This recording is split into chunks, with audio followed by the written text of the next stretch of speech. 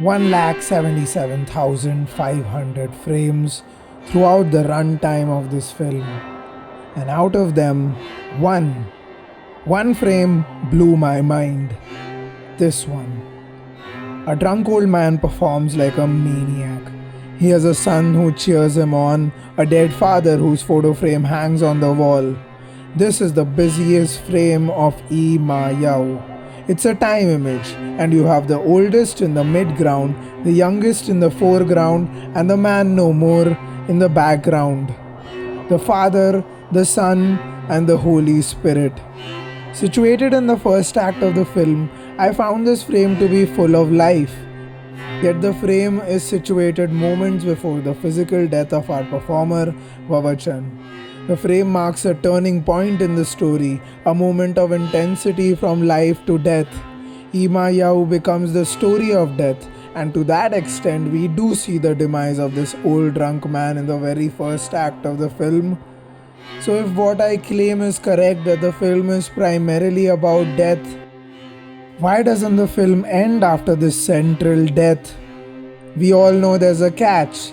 Before this incident, the drunk man wanted his son to take good care of his funeral, to make it extravagant, as one could say, full of life. His son promises him so. Death in the dictionary is a word defined as the end of something, which sounds alright, except it just misses out on one point, important point. Death is a loaded term that carries with it an aftermath of intense emotion, the experience of defeat. In fact, in the Bible, death is defined as a giving up of the soul or spirit. Death is a haunting force.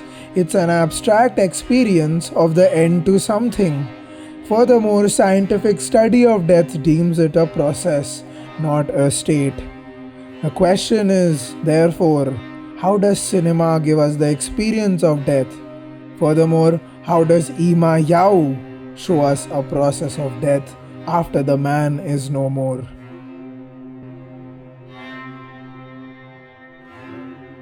Besides the obvious thematic idea of death lurking around this entire environment, the story begins with a note on life.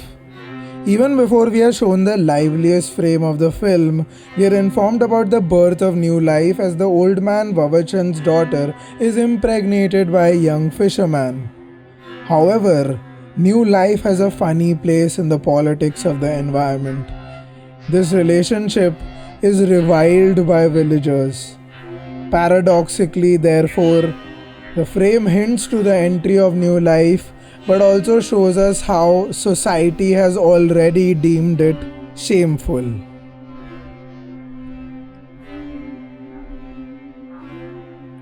When we get to this moment where Vavachan has decided to perform, like he's in the mood of performing a play in front of his son in a very drunk state, he decides to perform as Charlemagne from a Catholic play.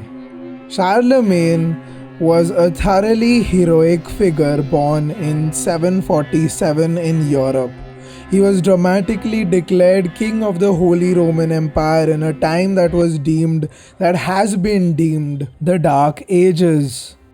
Charlemagne is renowned for a legacy of unifying Europe under one banner, which seems to have no connection to Vavachan's life. How can the two be equated? However, under his reign, there was a mighty attempt to continue the cultures of the old Roman world through the periods of Renaissance. Like Vavachan, even Charlemagne had a great respect for his father and grandfather and was able to establish military expansion in his rule under this idea of furthering old traditions. This makes us realize that for Vavachan, Charlemagne is an aspirational figure. It accentuates the tragedy of his own situation.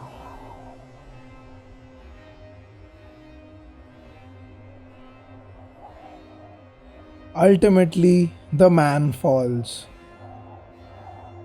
and a sudden solemn darkness is invited to the frame. Death almost enters here. We are greeted with sounds of wailing, but we digress into a tracking shot where the son starts wandering outside the house, making up his mind to fulfill the promise of a glorious funeral for his father. We are armed with a determination to push the narrative forward. The son's spirit has not given up. Ironically, a glorious funeral could revitalize the environment. We are now introduced to a post-demise atmosphere, and a prominent element of it is a conspiratorial form of thinking. As we go from perspective to perspective, we become witness to the politics of the neighborhood, the inevitable and inhuman gossip that most people engage in to make sense of the sudden incident. We realize how the police are complicit, doctors unattainable, thus showing a place with a lack of authorities and institutions to govern the situation. Instead of giving the family a benefit of doubt, a host of theories breed in the locality, showing us the moral and cultural cracks in this world. A decay process is witnessed in full form.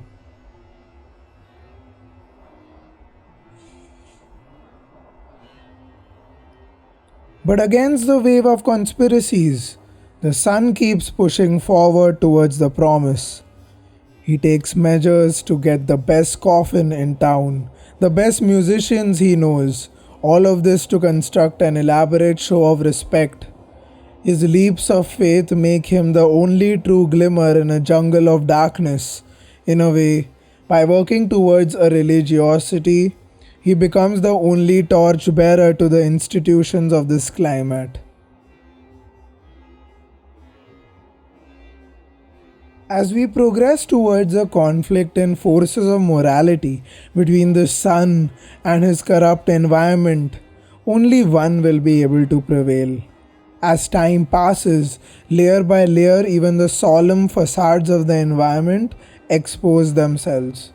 Our first layer proves to be the lamentation of the family members. The crying becomes a perpetual backdrop of the environment. But we soon realize that the sorrow is a put on and it turns into a big joke.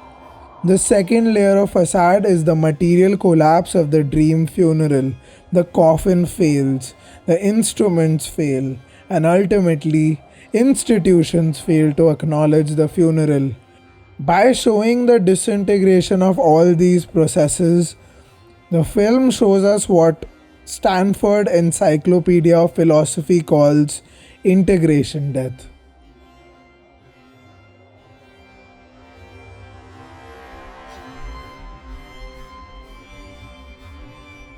To put a nail in the coffin of the situation, Vavachan's duplicitous affairs are revealed to us as a second family appears, and that's when our hero completely loses. When the fake grieving of the first wife, the true grieving of the second wife, shattering of all symbols and honorable culture experiences all fall, death truly enters the frame in a terrifying form, in the form of rage, in the mind of the son. He has finally given in and is driven insane.